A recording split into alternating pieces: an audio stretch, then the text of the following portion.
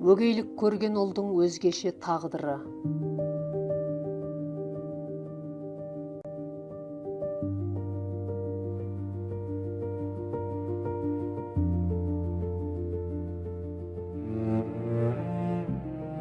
Кетер кезде апам, Мейіржан, анау дүние мүлкіңді түгел үйге әкеліп қой, бір бөлмеге жинап есікке құлып салармын.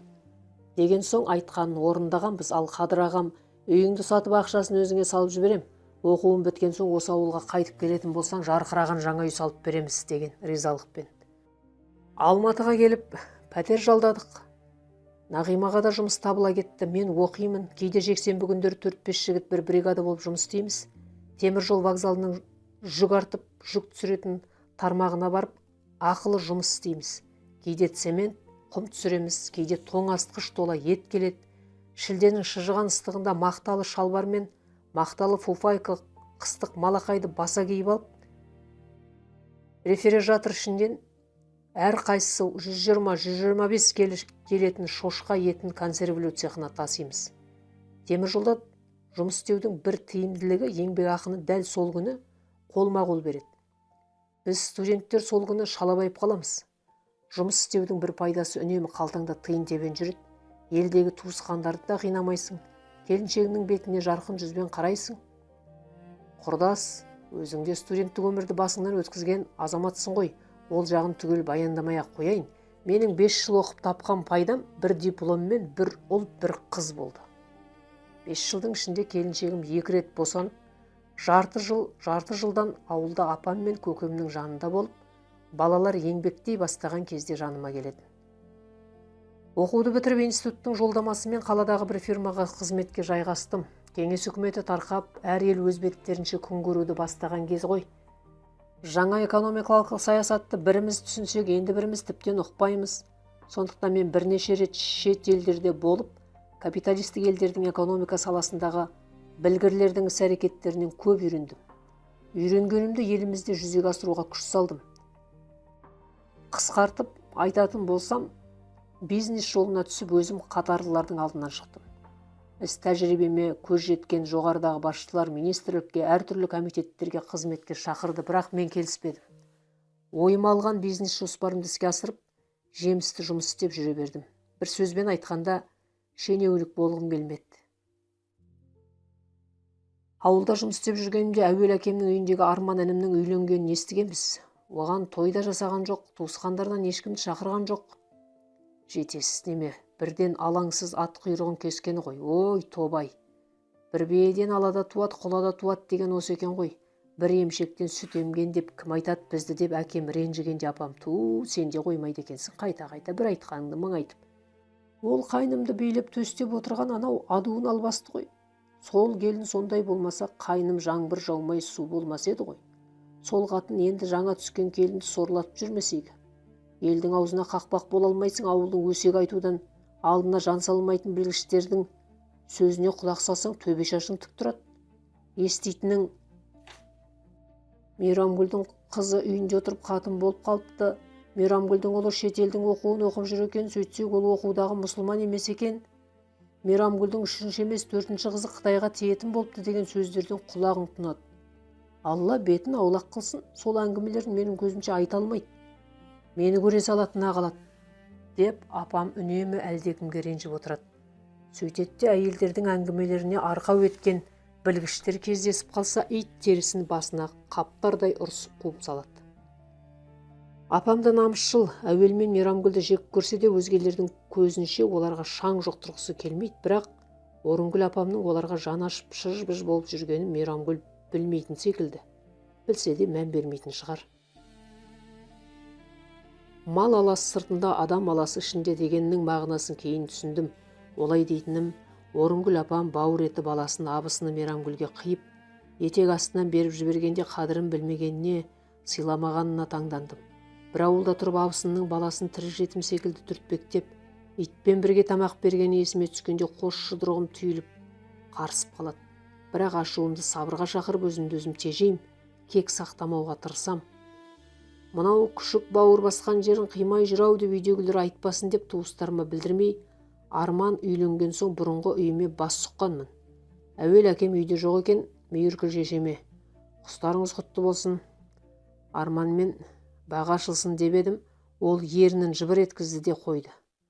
Сырттан кірген жас келін мені көріп ыңғайсызданып есік алдында кідіріп сәлем салды.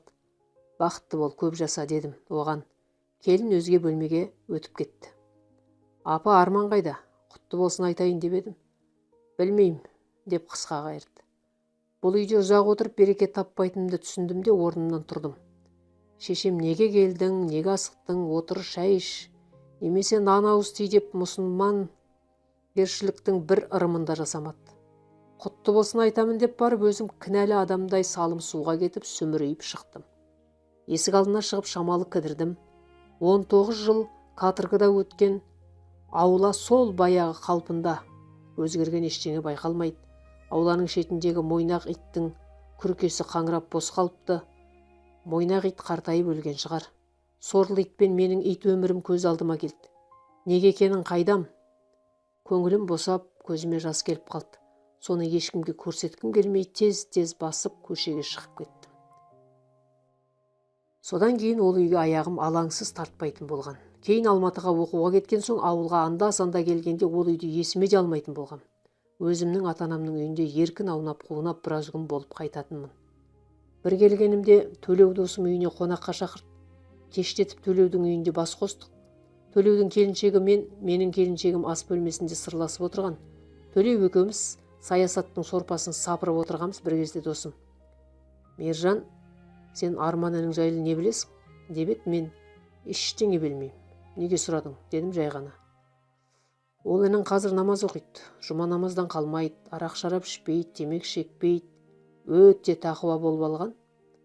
1 жыл ма, 2 жыл ма көрінбей кетіп еді, шетелге барып, мұсылмандық жолды тереңірек оқып келіпті. Ол келгелі мешіттегі имамдар арасында алауыздық ірткі пайда бола бастапты. Арман ініміз әке-шешесіне де намазға жығылыңдар деп бұйырған көрінеді. Келіншегі қазақ әйелдері өмірі кимеген хиджаб киіп малынып жүр. Мейрамгүл апамыз намаз оқып жүр ме? Деп сұрадым одан таңданып.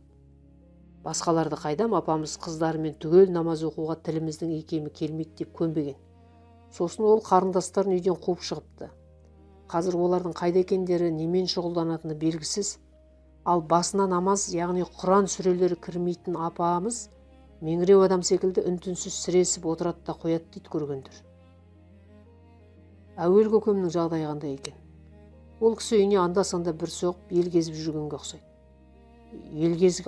Ел кезгені қалай? Дедім түсінбей. Елді аралап, әркімнің жеңіл-желпі жұмыстарын істеп, тиын-тебен тауып жүрген көрінеді. Намаз оқып, арақ, шарап, темекі, есірткіден аулақ жүрген інімнің тірлігіне қуанып отырмын, бірақ анасы мен қарындастарын намазға зорлап құлату тәсілі ерсілеу тірлік екен. Досым, біз бәріміз Аллаға сыйынамыз. Құдай жалғыз деп соған жалбарынамыз. Жаратқанға деген жүрегіміз таза ғой, бірақ намаз оқуға тіліміздің икемі келмей, сүре аяттардың мән мағынасын түсінбей шатып-пұтып оқығанымыз дұрыс емес шығар. Менің ұғымым бойынша солай. Жарайды, шариғатты қояйық деп тоқтаған досыма қарсы уәж айтып таласқан жоқпын. Уақыт деген зымырап өтіп жатты. Туысқандарының арқасында үйлі жайлы, балалы шағалы болып оқу бітіріп, Алматыда қызметім өрге өрелеп жүріп жаттым. Алматыға келіп студенттік өмірді бастаған кезімде ауылға баруға асығып тұрушы едім. Кейін балалы шағалы болғаннан кейін жұмыс басты болып, ауылды аңсасам да жиі баруға уақыт жеткізе алмайтын болдым. Балаларым ата әжелеріне барғысы келеді. Әйелім Нағима да апам немерелерін сағынып жүргенге ұқсайды, ауылға барып қайтайық десе, оған балаларды алып барып әжесі мен аталарының мауқын басып қайт деп өзін жұмсаймын. Өзімнің қолым тимейді. Қым қиғаш тірліктен босай алмаймын. Сөйтіп жүріп өзімнің жасымда жер ортадан асып кеткенін байқамай қалыппын. Ол қыздарым да өсіп, алды жоғары оқу орындарын бітіріп, қызметке орналасқан. Ауылға тым сирек баратын болғамыз. Bir күні ауылдағы Қадыр көкемнің кенжолы үйленіп, соның тойына шақырылған хабар келді. Өзімнің адам болуыма ерекше ықпал еткен ағайымның қуанышына қалайша қуанбаймын. Қаладағы қым-қиғаш тірлігім қараң қалып бара жатса да, бауырларымның тойларынан қалмаймын. Өзімде елдің алдына суырылып шыға бастаған кәсіпкермін. Аллаға шүкір, Алматының бетқұстар байлары тұратын элиталы аудан, халық жетімдер ауыл деп атап кеткен көшесінен хан сарайындай коттедж үй сатып алғам. Ол да болса бизнестің арқасы. Жетімнің күнін кешіп жүргенімде біреу бір ауыз қарсы сөз айтпай сүмірейген сорлы басымды төрге сүйреген, үйлендіріп үй еткен, оқытқан туысқандарымның бірде-бір қызығынан қалмайым. Реті келіп тұрса қомақты сый жасағым келеді. Нағиманы да Алла маған арнайы қосқан ғой, қабағын шытып қарсы сөз айтпайды. Менің жастық өмірімнің өкінішпен өткенін жақсы білгендіктен шығар. Ағаның кенжесі үйленеді деген хабар жетісімен Нағима кенже қайнысымен келіншегіне өз бетінше сыйлық дайындай бастады. Той болатын күні бала-шағамды ауылға ертерек жібердім. Өзім алдын ала сатып алып дайындап қойған су жаңа Камри жеңіл көлігін эвакуаторға тиеп, тура той басталарға 1 сағат қалғанда жетіп бардым. Эвакуатор үстіндегі көлікті көргендер алғашқыда апатқа түскен көлік деп ойласа керек. Мен үйленіп жатқан інімді құттықтап, құшақтап болып қолымдағы машина кілтін ініме ұстаттым да, мынау көлік келін екеуіңдікі дедім. Жұрт ду қол соқты. Апам келіп бетімнен сүйді. Құлыным, құлымным дейді дауысы жарықшақтанып, қатты шықпайды, көзінен жас парлап тұр, оны елейтін апам жоқ. Бар айтатынды құлыным, құлыным. Тойға келген ағайын құда жекжаттар гу-гулесіп жатыр. Біреулер қызыға тамсана өскеннің бала-шағасын мақтаса, енді біреулердің ішін қызғаныштың қызыл иті тырнап, бәрі арам ақшаның арқасы ғой. Адам жалғыз жалақыға машина алушы ме еді? Алсақ біз неге алмаймыз деп сыпсыңдап, сыбырлай сөйлеп менің құлағымды шулатқысы келеді. Мұндайға мен мән бермеймін. Тойға келгендермен амандасып, қауышып, арқа-жарқа болып жүріп, жан-жағыма қараймын. Көзіме әуел әкем мен мейіркүл шешем не олардың бала-шағасы түспеді. Шеткі орындықта бір қариямен әңгімелесіп отырған өз әкем өскеннің жанына бардым да, көке, өзіңізбен ақылдасайын деп едім. Жанындағы қария түйсігі бар кісі екен, әкелі балалы сендерге кедергі жасамайын, еркін сөйлесе беріңдер деп орнынан тұрып кетті. Иә, балам, не айтайын деп едік. Әкем жанындағы қарияны мен тұрғызып жібергендей кірпиязданып қалды. Көке, әлгі кісіден ұят болды, сізге айтар тығыз шаруа да жоқ, отыра беруіне де болатын еді. Жарайды, енді өзі солай шешкен шығар. Не айтайын деп едік. Көке, әуелініңізбен әлі араласпайсыздар ма? Оларды көптің ішінен көре алмадым. Әкем тамағым бір кенеп алды да, баламай ескі жараның аузын неге тырнадың? Ол ынжық немемен араласқымыз келмей жүр деймісің? Ол соққанның өзі әбден жүдеп тынды. Талай адам жіберіп шақырттым. Барғандарға барамын, сіз жүре беріңіз, мен артыңыздан барамын деп қалып кетеді. Сол бойы келмейді. Мен қашанғы жалынам? Жаным ашиды. Бірақ қолымнан не келеді? Ол қыздары да тәрбиесіз болып жаман жолға түсіп кеткен көрінеді. Ел шулап жүр. Сырттай естіп, намыстан қара жерге кіріп кете жаздайым. Анау Арман ұлы алаңсыз діндар болып алған мешітке жұма намазға барғанымда кездесіп қалады. Сәлемдесуді білмейді. Намазға жиналғандар Арманды көрсе болды, кірпіші жиырылып қалады. Оның діндар болғанында өзгеше. Біраз жасқа келді ғой, сақал мұртына ұстара тигізбейді. Селдіреген сирек сақалы желпілдейді жүреді, киімі де қызық, қазіргі жастар түгіліп, кексе адамдар мына біздер кимейтін киім. Ондайларды көріп жүрміз ғой, Ауған, Ираннан оралған қандастарымыз солай киінеді, дедім. Қайдан келсе де жүрген жерінің адамдарына көз салып, солар секілді болу керек қой. Шетелден оралғандардың талайын көрдік, солар біздің елге сіңіп кірігіп кетті ғой. Қазір оларға қарап, мынау Ираннан, мынау Ауғаннан, мынау Қытайдан келген қазақ деп ажырата алмайсың. Ал біздің Арман өз ауылымызда туып өскен бала емес пе? Көке, сіз рұқсат етсеңіз, мен барып ініңізді тойға ертіп келейін, дедім. Балам, өзің біл, текке көңілін қалып, тауың шағылып қалама деп ойлаймын. Олар үшін көнбіс болған көңіл ғой, бетімді қайтарса ренжімеймін. Селдір сақалды інімді көрейін, сақалын сипауға арзиды ма жоқ па соны білейін деп едім, әкем жымиып. Барсаң барып кел. Тек кешікпе, сенсіз тойды бастатпайым. Балалардың біреуінің көлігін мініп ал, деді. Берік ағама жолығып, әуел көкеме барып келейік деп едім, ол не ойлап тұрғаныңды түсіндім, бірақ тек кәуре боласың, деді. Мен барып қайтайық, көп аялдамаймыз ғой дегенімде ағайым. Бірақ мен ол үйге кірмеймін, сені машинада күтем деді. Ауыл іші ғой, әуел көкемнің үйіне тез жеттік. Бұрынғы әдетім бойынша ауыл ашын көзіммен шалып шықтым. Ит көрінбейді. Ауылдың әдеті бойынша есікті қақпай үйге кіріп бармақшы болып, есік алдында кідіріп тұрып қалдым. Селдір сақалды інімнің заңы қандай екен деп ойлап, өзіммен өзім жымидым да есікті қақтым. Кім бар деп дауыстадым. Есікті үстіне малынып хиджаб киген жас қыз ашты да жалт бұрылып кетті. Есік алдында состиып тұрғаным ыңғайсыз ғой. Бұл да менің үйім емес пе деген ой келді де үйге кіріп бардым. Босаға жақта отырған әйел орнынан атып тұрды. Оның Арман інімнің келіншегі екенін түсіндім. Баяғыда өзім құтты болсын айта келгенде көргеннен кейін бүгін екінші рет көруім. Ол да хиджаб киіп алған екен. Келіннен сәл жоғарда отырған Мейрамгүл шешем мен әкем әуелдің ауыздары әнтек ашылып маған таңдана қарап қалды. Дастарханның бір жақ қапталын түгел алып шынтақтап жатқан Арман басын көтеріп алды да кеудесін тіктеп отырды. Келін отырған жерінен тұрып кетті. Мен әкем мен шешеме қолымды созып, көке, апа қалайсыздар, аман есенсіздер ме деп едім. Әкем шүкір деді. Апам ерін жыбырлатты. Арман інім қалайсың дедім ініме қарап. Иншалла. Көшеде кездессең мен сені танымайды екем. Керемет өзгеріп кетіпсің ғой дедім. Бәрі үнсіз. Арман қипақтап орнынан тұруға айналды. Үнсіздікті өзім бұздым. Арман отыра тұр асықпа. Көке, апа, мен сіздерге арнайы келіп отырмын. Естіп отырған шығарсыздар, Қадыр ағам кенже ұлын аяқтандырып соған той жасап жатыр. Сіздерді сол тойға арнайы шақырып келдім. Ағайын туған туыс сіздерді тосып отыр дедім. Менің мазам болмай ауырып отырмын деді Мейрамгүл. Әкем үндемеді. Бұлардың тойға, топаланға баруына мен тыйым салғанмын, ешқайсы ешқайда бармайды деген Арманның селдір сақалдары дірілдеп кетті. Ей! Даусым қаттырақ шығып кетсе керек, үшеуі де селк ете қалды. Мен сен жайлы сыртта естіп, намаз оқыса, арақ шарап сияқты арамастан, темекіден аулақ болса, інімнің жас кезіндегі тентектігі қалған екен ғой деп қуанып жүрсем, сен үлкен кісілерге қалай сөйлейсің өзің? Сөзім ұнамаса жөнің тап, мен сені шақырып келген жоқпын. Сендердің өткізіп жатқан жын ойнақтарыңа әке шешемді өзім жіберіп күнәға батыр жайым жоқ. Бар, шық үйімнен. Деген кезде менің қаным қайнап басыма шапты. Ашу қысқаны соншама аузыма сөз түспей дірілдеп тұрып қалдым.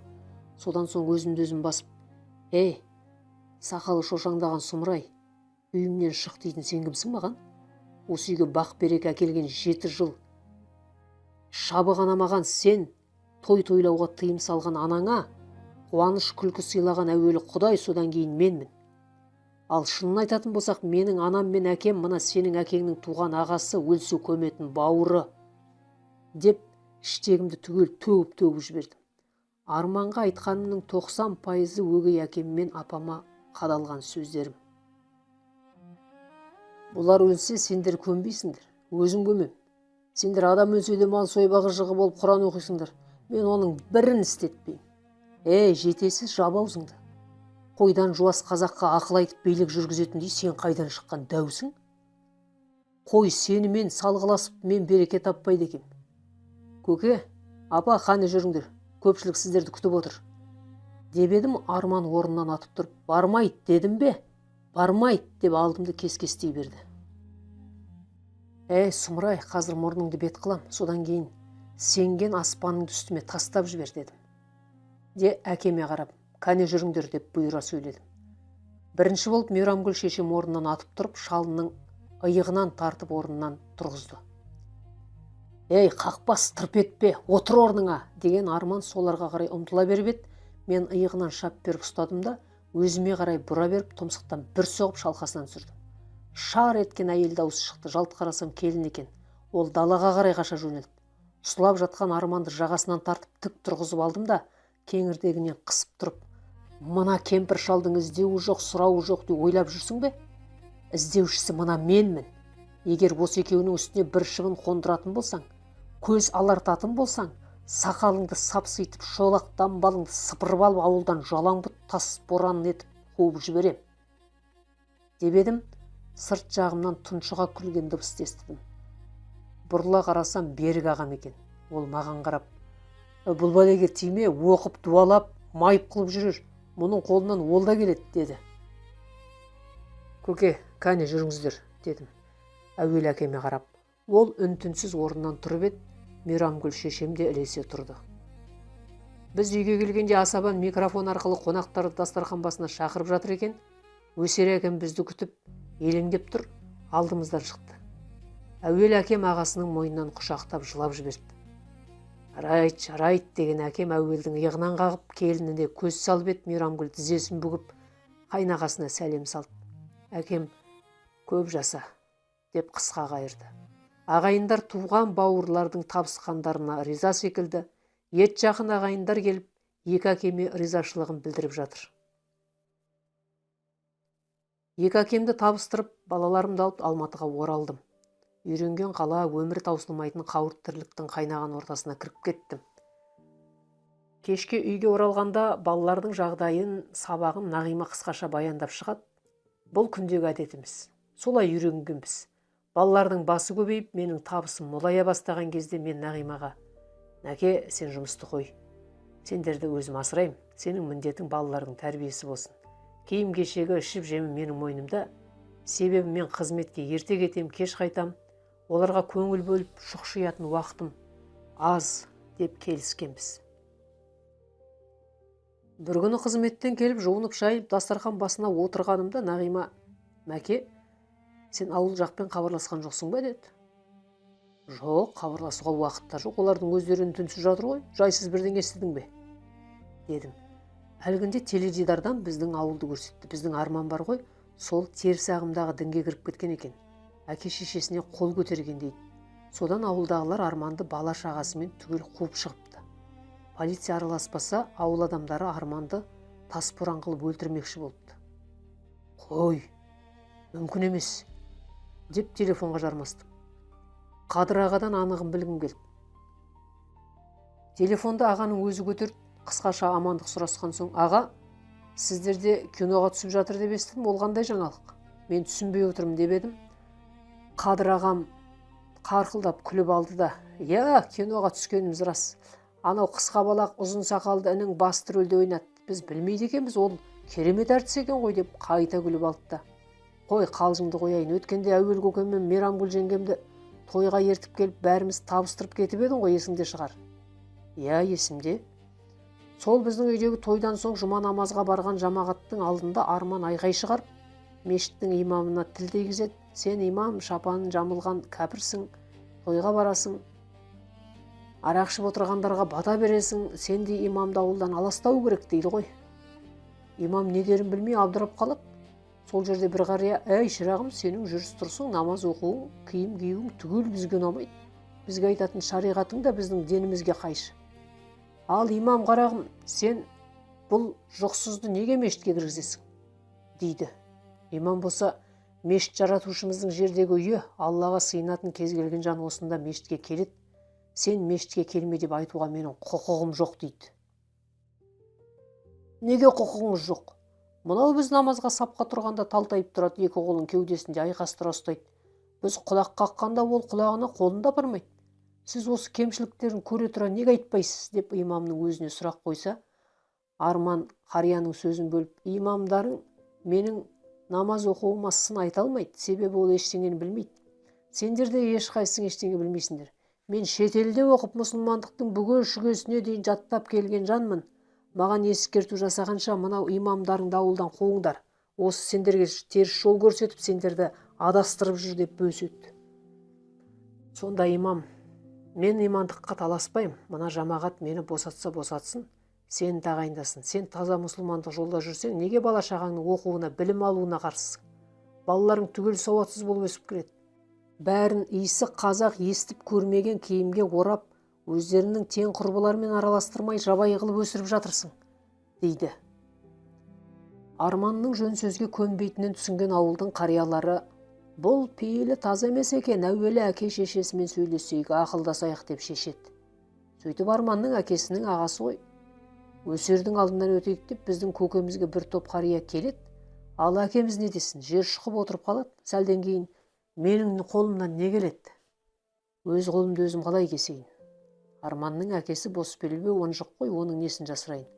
Анжық еркекке адуын қатын ұшыраған соң сорлы бауыры мүлде сорлап қалғанын бәрің білесіңдер. Арманға келсек, ел қатарлы өз елімізде оқытуға болатын еді. Оқытуға қаражат жоқ деген сылтаумен Мейрамгүл келін Арманды үйінен ұзатқысы келмеді.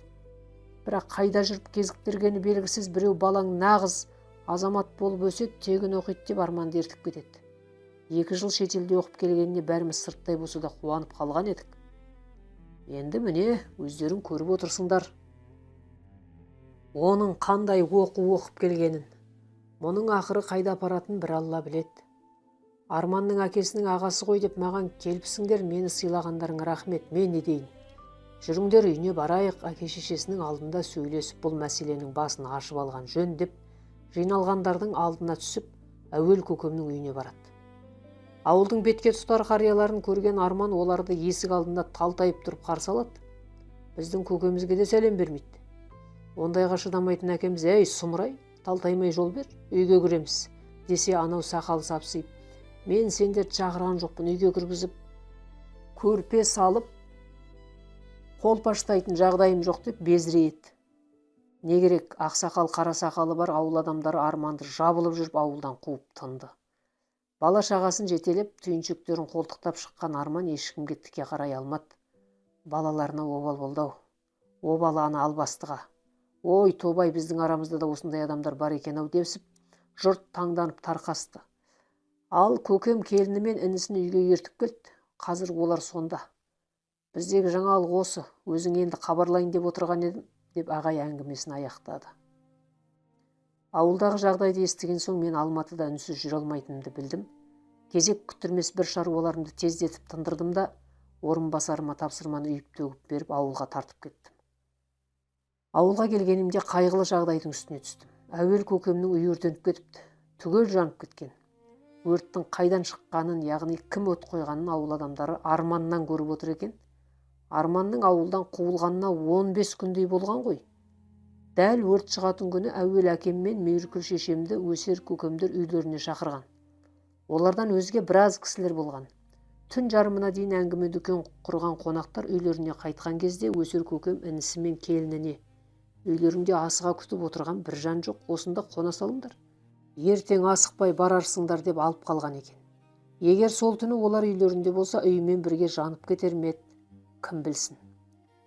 Ауданнан тергеушілер келіп көрші қолаңнан сұрақ алып жатыр, ал мен етегі жасқа толған шешеммен әкеме көңіл айтқан болдым.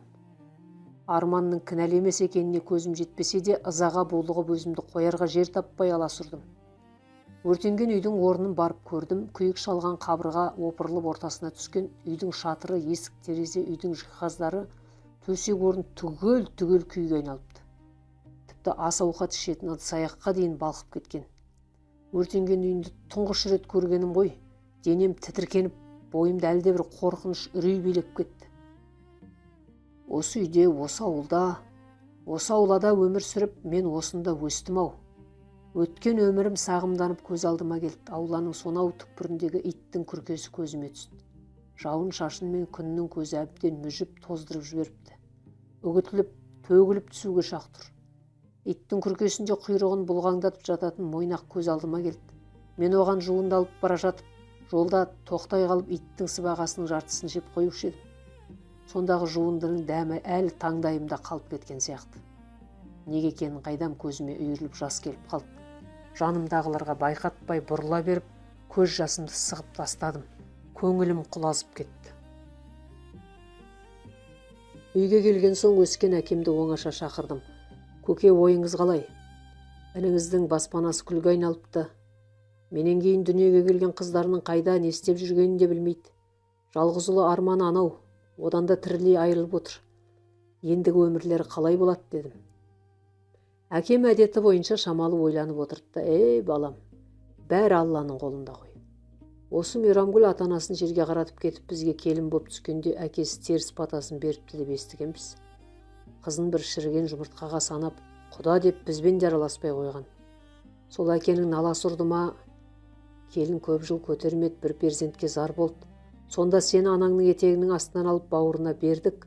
Содан арғысын өзің де білесің. Бірақ келін сенің қадіріңді білмеді. Жетім баладан бетер сені шеттетті. Ақырын міне өзің көріп отырсың. Жарайды көке, өткен іске салауат дейік, ендігі ойыңызды айтыңыз дедім. Қандай ой қалды дейсің бізде, балам? Бізбен бірге тұра береді де, оларға арнап қазан көтермейміз. Екі тостақ көжені артық пісірсек бәрімізге жетеді ғой. Солай балам, деді әкем. Көке, сіздің көңіліңізге келмесін, ол екеуі мен алып кетейін. Қалай дегенмен менің бұрынғы әке шешем ғой деп күлдім. Күлкімді тез жиып алдым да: көке, ол екеуі де сіздің өкшеңізді басып қалған қарттар ғой. Bir шаңырақ астында 4 қарияға қызмет көрсету кенже келініңізге салмақ түсірер. Мен Мейрамгүл келініңіздің бұрынғы тірліктерін есіне салып кек сақтамайым. Ана ұл-қыздарынан көрмеген сый-құрметті біздің үйдегі Нағима келінінен көрсін.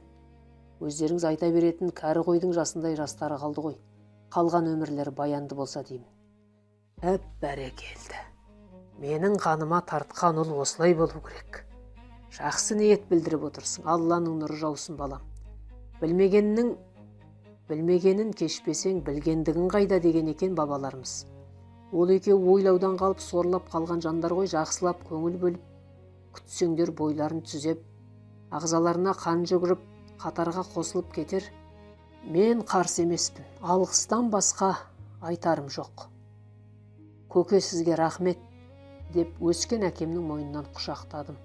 Сол күні-ақ бұрынғы әке шешемді машинама мінгізіп алып жолға шықтым. Жолда келе жатып Нағимаға қоңырау соғып, әуел әкем мен Мейрамгүл шешемді алып келе жатқанымды, енді сол кісілерге арнап бір бөлмені жабдыққа қоюын өтіндім.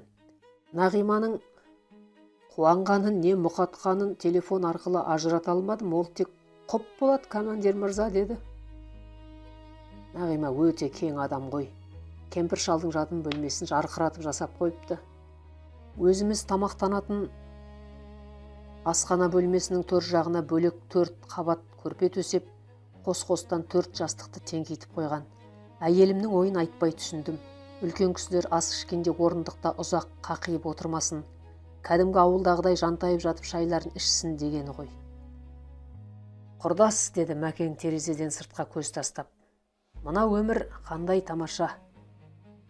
Өлмей өмір сүре бергің келеді, немене, ана жақтан хабар келді ме? Дедім құрдастың сөзіне күліп. Жоқ, жай айтқаным ғой. Сонымен бұрынғы әке шешең қазір сенің қолыңда ма? Иә, қолымда. 2 жыл болды ғой. Іштері пысса қалар алап қайтады.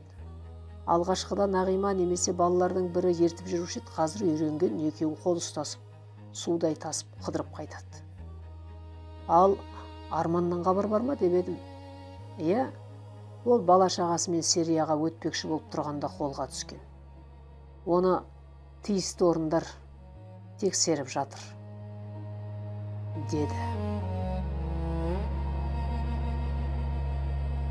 Әңгіменің соңы. Оқыған Нұрлыгүл Өтемісқызы.